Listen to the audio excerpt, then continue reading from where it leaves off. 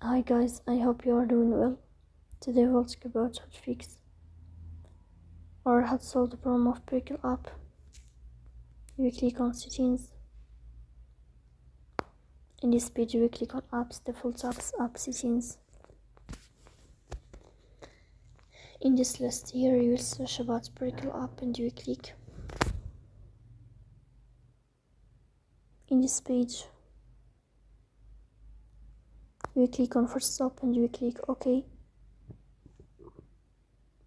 Here we go to storage.